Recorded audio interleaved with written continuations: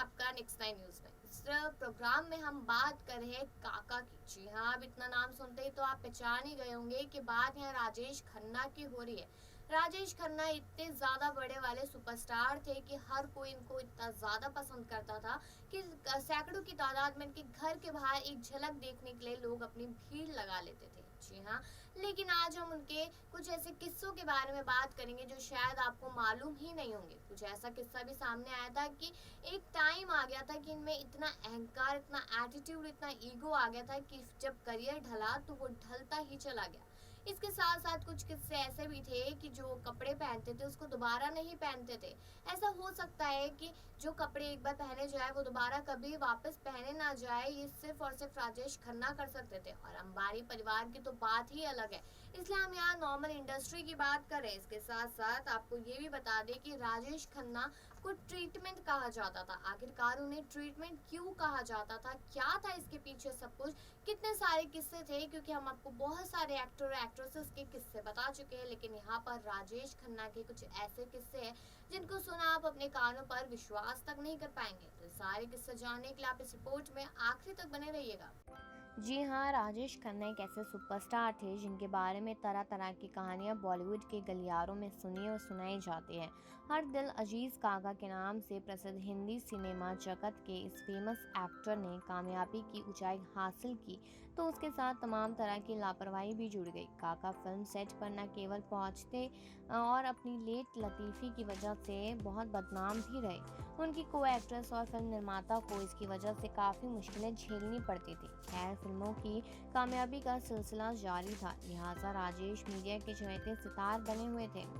राजेश खन्ना की fan following तो इतनी ज़बरदस्त थी कि अगर आज के ज़माने की तरह सोशल मीडिया का दौर होता तो शर्तें उनके आगे कोई टिक नहीं पाता।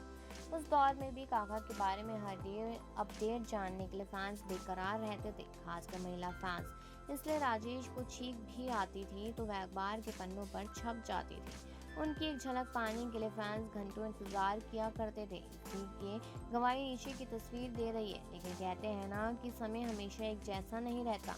जैसे जैसे उनकी लेट लतीफ़ी और उनके अहम की बातें जुड़ने लगी और सामने आने लगी तो कभी मीडिया के चहेते रहे काका को लेकर मीडिया में नेगेटिव रिपोर्टिंग भी शुरू हो गई थी।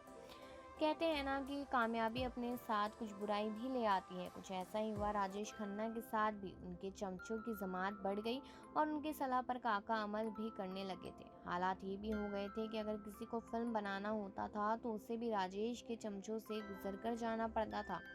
इसके अलावा लेट लतीफ़ी का आलम ऐसा था कि राजेश को अंदाज़ा भी नहीं हुआ कि उनके बने बनाए स्टारडम को कितना नुकसान पहुंच रहा है। बताते चले, राजेश खन्ना को लेकर ऐसी खबरें छपने लगी थी कि आज राजेश का मूड नहीं था इसलिए सेट पर नहीं पहुंचे। इन खबरों के मुताबिक कई बार प्रोड्यूसर्स को बड़ा नुकसान भी झेलना पड़ता था। राजेश की इमेज ऐसी बनती जा रही थी कि लोग मानने लगे थे कि वह अपनी आदत बदल नहीं सकते, इसलिए जब तक फिल्में हिट हो रही है तब तक झेलना मजबूरी है। ऐसी तमाम तरह की खबरें जब छपने लगी तो राजेश भड़क उठते थे। राजेश खन्ना को लंबे समय तक सिर्फ अपनी तारीफ सुनने की आदत पड़ गई थी। ऐसे में अपने बारे में छपी इन खबरों से इतने नाराज हो जाते थे कि अक्सर बुरी तरह बिफर जा पड़ते थे, फिल्म पत्रकारों पर झल्ला पड़ते थे। कभी कभी किसी भी पत्रकार को उसकी नाराजगी झेलनी पड़ जाती थी। हद तो ये हो गई थी कि उस दौर के फिल्म पत्रकारों के बीच उनके इस बर्ताव को राजेश खन्ना ट्रीटमेंट कहा जाने लगा था।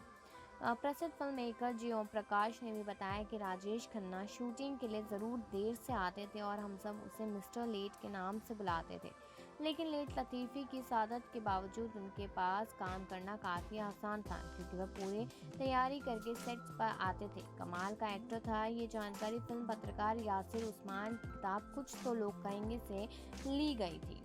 जी हाँ, आगे भी बताते चले आपको राजेश खन्ना के बारे में। तो बता दें कि राजेश खन्ना को शशि कपूर की फिल्म की वजह से अपना नाम भी बदलना पड़ा था। तो चलिए इस किस्से के बारे में भी जान लेते हैं कि साल 1966 में फिल्म आखिरी खत से बॉलीवुड में कदम रखा था। राजेश खन्ना को इस फिल्म के बतौर एक्टर ज़्यादा लोकप्रियता नहीं मिली थी।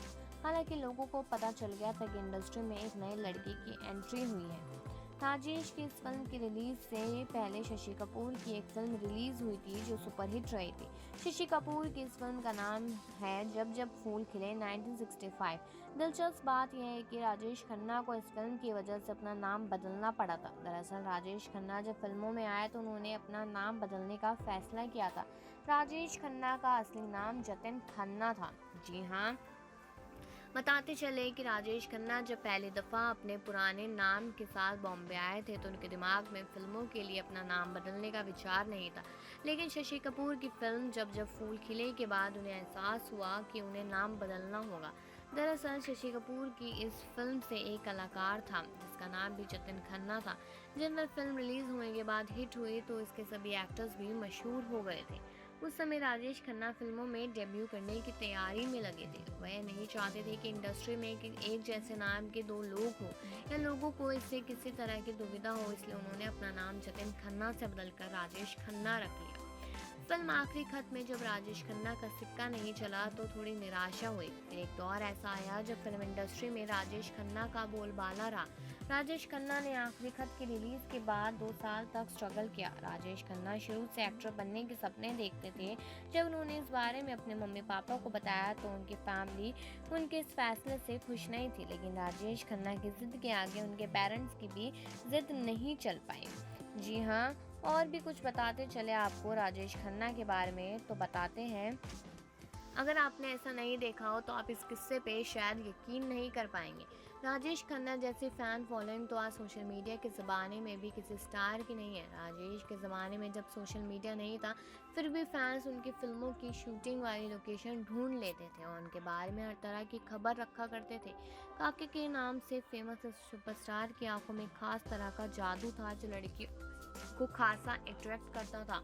उनकी स्माइल एक चुंबक की तरह हुआ करती थी जो फैंस को अपनी तरफ खींचती थी। राजेश के मास हिस्ट्रिया के किस्से तो आपने बहुत सुने होंगे। आज एक किस्सा दिलचस्प है जो मैं आपको बताने जा रहे हैं। राजेश खन्ना को लड़कियां खून से खत लिखा करती थी। उनके सफ़ेद कार को अपनी लिपस्टिक से लाल कर दिया करती थी। लड़के राजेश की हेयर स्टाइल, उनके गुरु कुर्ते और अदाओं की कॉपी किया करते थे। काके की एक झलक पाने के लिए लोग घंटों इंतजार किया करते थे। ऐसे किस्से आपने बहुत सुने पड़े होंगे। लेकिन एक और किस्सा आपको बताते हैं कि एक बार राजेश खन्ना बीमार पड़े, तेज बुखार से पीड़ित थे। राजेश खन्ना की बीमार होने की खबर जैसे ही फैंस को मिली तो कोई पूजा पाठ कराने लगा, कोई मंदिर मस्जिद मत्था टेकने लगा। वहीं कुछ लड़कियां इस तरह परेशान हो गई कि राजेश के पोस्टर पर बर्फ की सिकाई करने लगी थी। जी हाँ, वही आपने ये तो सुना है कि राजेश खन्ना का जो अहंकार था वो इतना ज़्यादा ऊंचा पहुंच गया था कि जिसकी वजह से करियर ढलने में ज़्यादा समय नहीं लगा।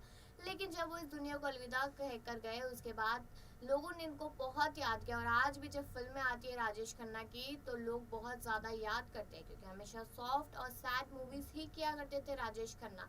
इनका एक स्टाइल ही अलग था जिसकी वजह से लोग आज भी इनको बहुत ज़्यादा पसंद करते हैं।